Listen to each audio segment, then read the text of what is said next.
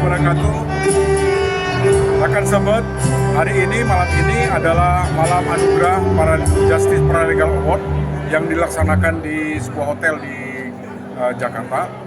Mudah-mudahan Aceh akan mendapatkan satu saja penghargaan setelah kita tidak mungkin mendapatkan lagi top 10 karena kemarin sudah diumumkan top 10 tersebut.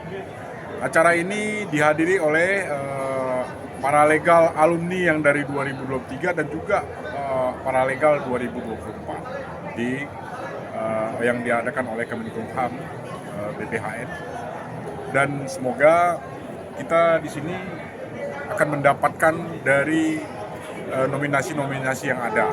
Mudah-mudahan kita membawa pulang satu saja pilihan. Terima kasih. Assalamualaikum warahmatullahi wabarakatuh.